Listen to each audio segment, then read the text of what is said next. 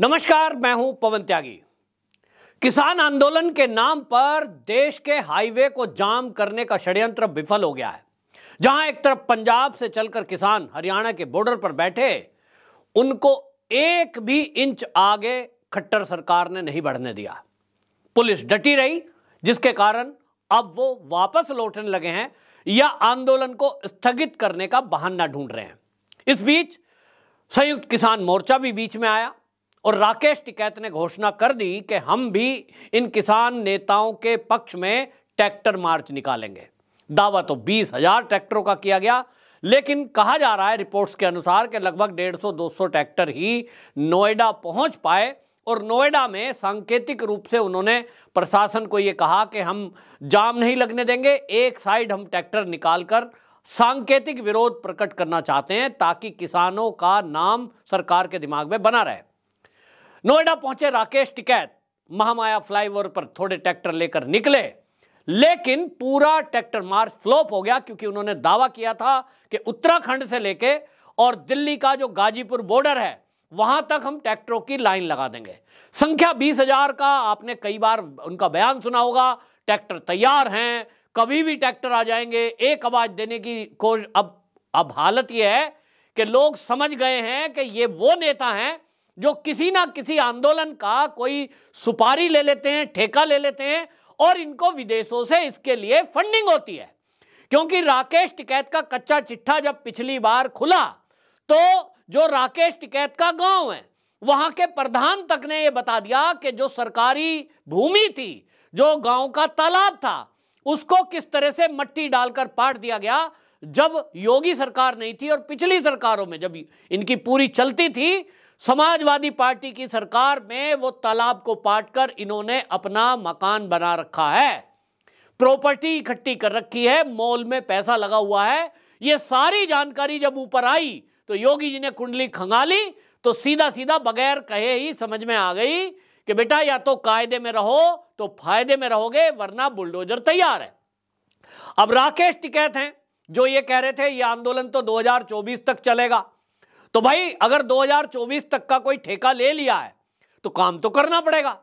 अगर आपने, मान लो, मैं राकेश टिकैत के लिए नहीं कह रहा हूं, ये एक उदाहरण दे रहा हूं कि मान लो आपने किसी मकान या बिल्डिंग का कोई ठेका ले लिया या आपने कोई मेहनत मजदूरी करने का ठेका ले लिया कि साहब 1 साल के लिए मैं आपके वहां कोई भी संस्थान है, चौकीदारा करूंगा, कोई काम करूंगा, 1 साल का ठेका है, पेमेंट एडवांस में ले ली, तो भैया 1 साल तो करना ही पड़ेगा।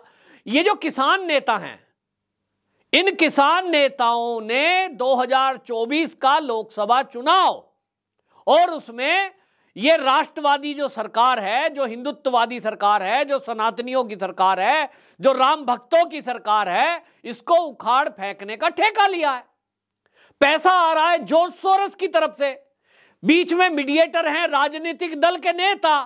कोई विदेश यात्रा पे जाता है, मैं नाम नहीं लूंगा, आप सब समझ जाते हैं, जैसे ही विदेश यात्रा पर एक बड़े राजनीतिक दल का नेता गया, समझ लो देश में दंगे की तैयारी हो गई। और ये एक बार नहीं है, 2014 से लगातार आप देखिए कि जब जब वो एक पार्टी का युवराज विदेश जाता है उसके बाद दंगा लेकर आता है। ये क्या महज संयोग है या ये प्रयोग है?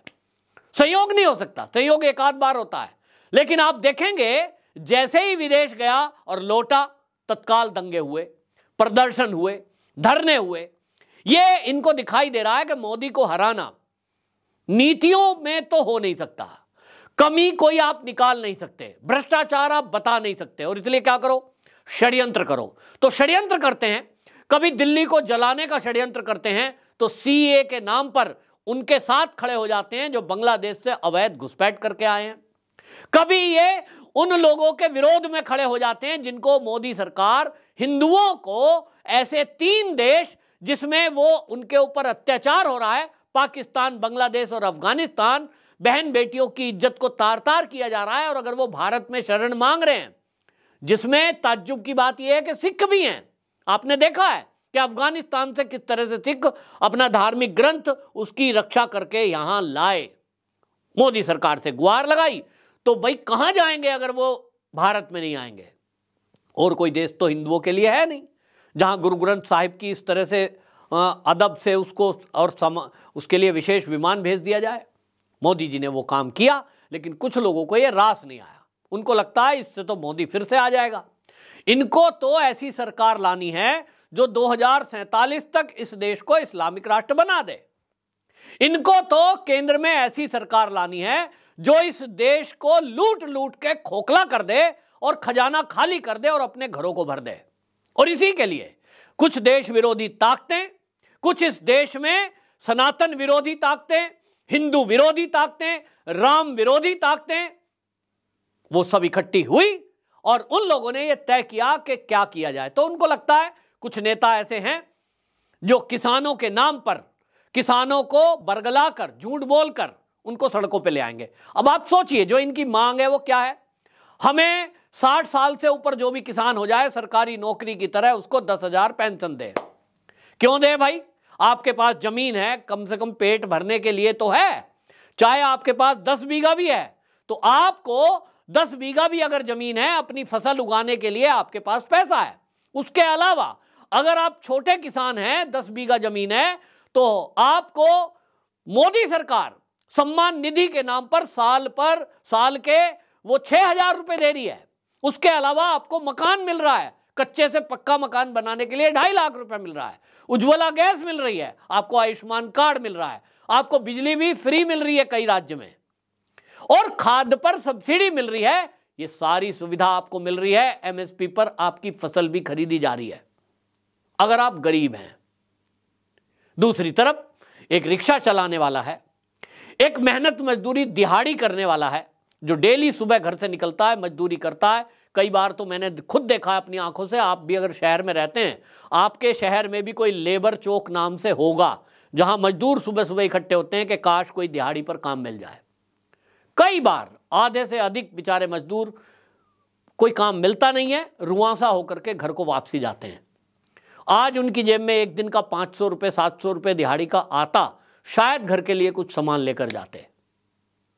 सरकार की मदद तो उनके लिए जरूरी है, पेंशन दे सरकार तो उनके लिए जरूरी है। और सरकार ने पेंशन योजना निकाल रखी है।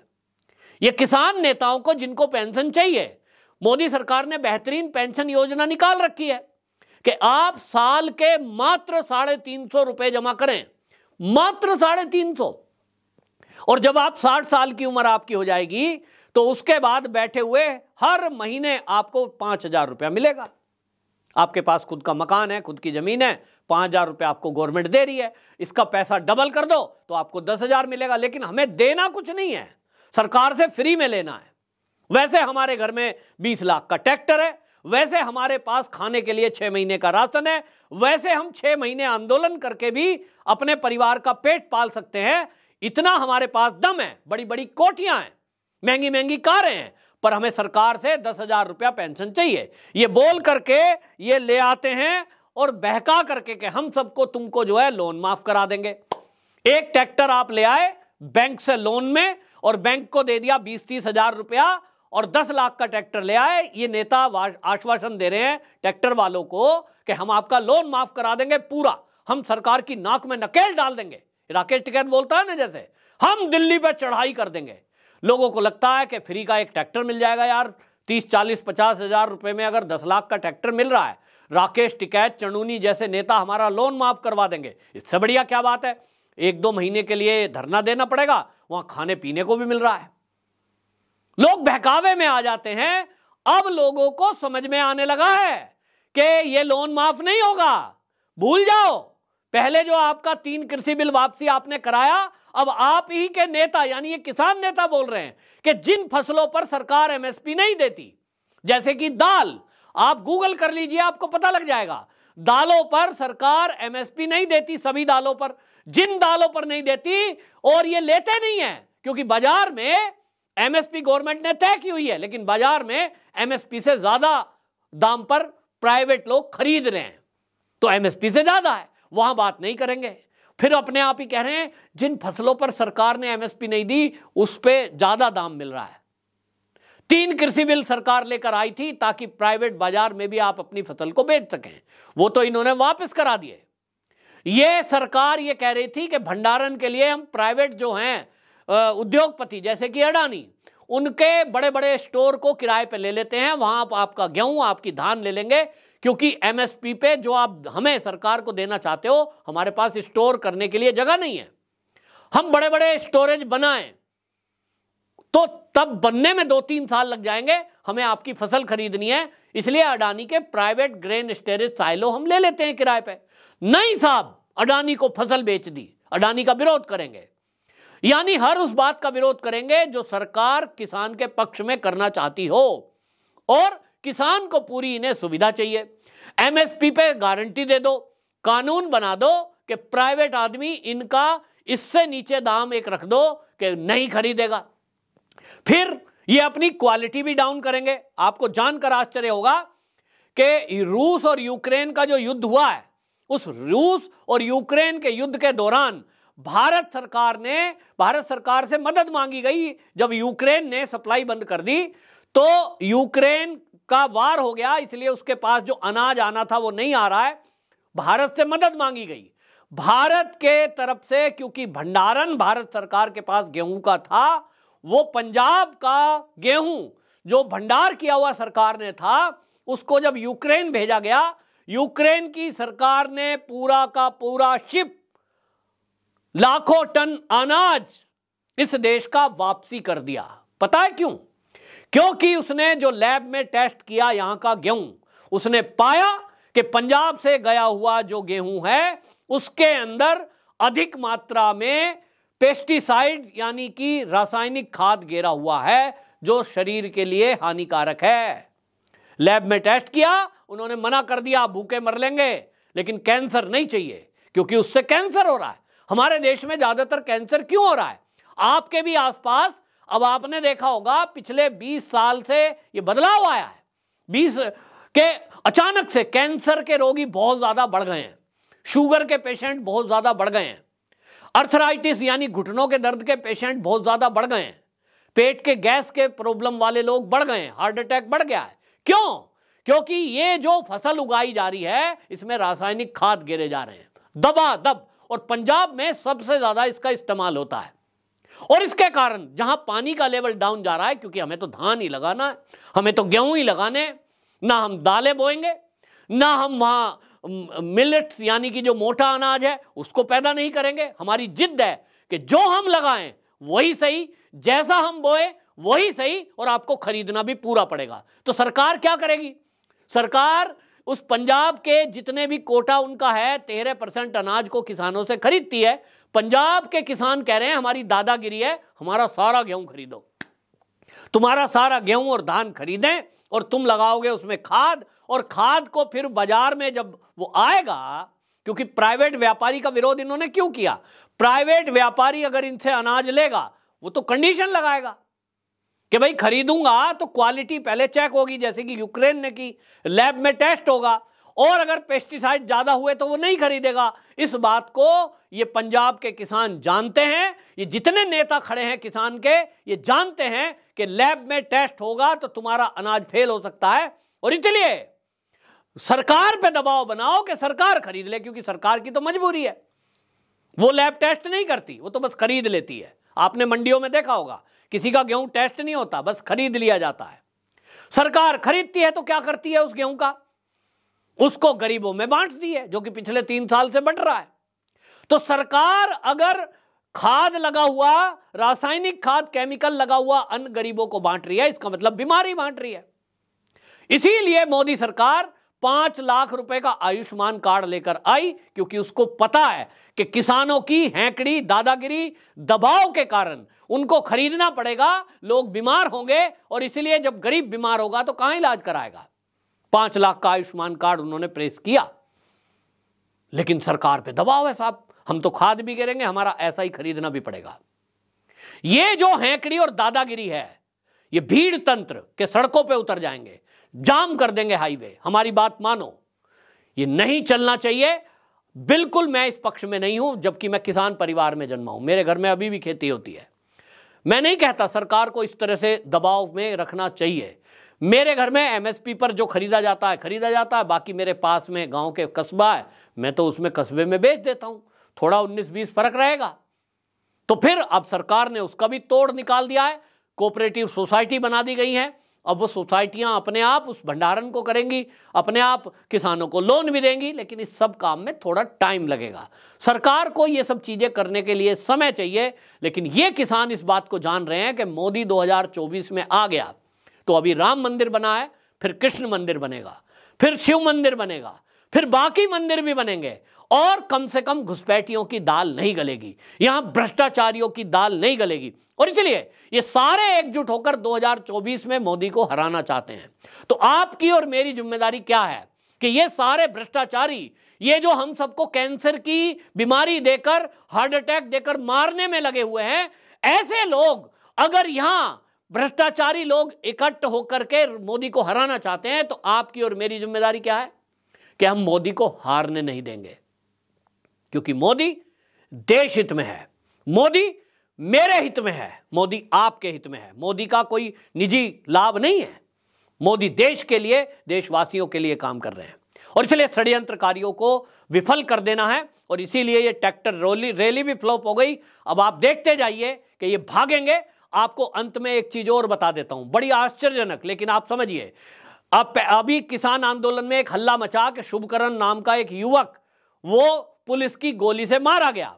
मैंने आपको बताया पुलिस ने बड़ी जिम्मेदारी से, उनके अधिकारियों ने बताया कि हमने सिंगल गोली नहीं चलाई, लेकिन उसका प्रचार किया गया कि पुलिस की गोली से शुभकरण की मौत हो गई। पोस्टमार्टम में ही यह पता लगता है कि व्यक्ति की मौत कैसे हुई। इन किसानों को जब यह पता लग गया, सोशल मीडिया पर वो वीडियो वायरल है कि वो 30-40 फुट 20 फुट ऊंचे पोल से गिरा है और गर्दन के बल गिरने से उसकी गर्दन टूटी, जिससे उसकी मौत हुई है।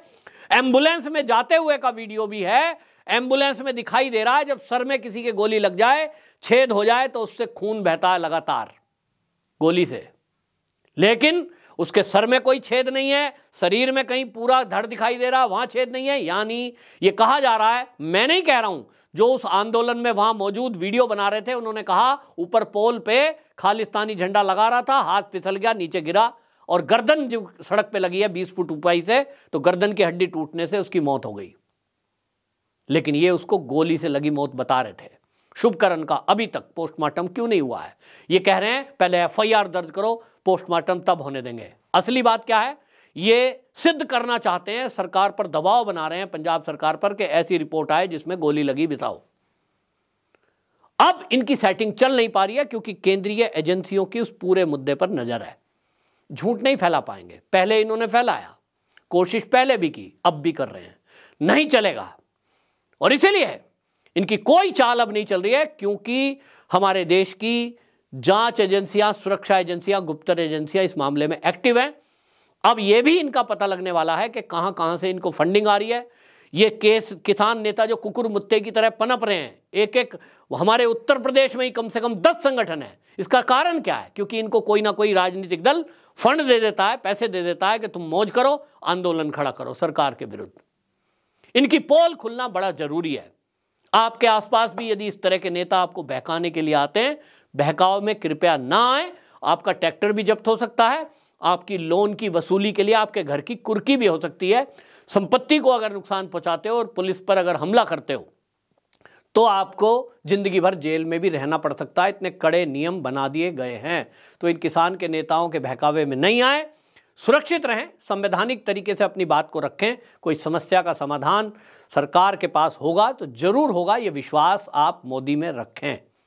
मोदी जी हम सबके लिए ही काम कर रहे हैं, उनका निजी कोई लाभ नहीं है, ना कोई निजी स्वार्थ है, ना वो भ्रष्टाचारी हैं, चरित्रवान हैं और वो दैवी शक्ति को लिए हुए हैं। इस बात को समझें। लेकिन राम मंदिर के उद्घाटन के बाद से लोग चिढ़े हुए हैं, इसीलिए मोदी को 24 में फिर से पीएम नहीं बनने देना चाहते। तो आप और हम जो जय श्री राम के बोलने वाले हैं और राम भक्त हैं, हमारी जिम्मेदारी है कि मोदी के लिए हम कृत संकल्प हों कि मोदी को हारने नहीं देंगे और 400 पार का उनका नारा संकल्प के साथ, उस संकल्प में हम जुड़ेंगे। आपकी क्या राय है? कमेंट बॉक्स में जरूर बताएं। वंदे मातरम।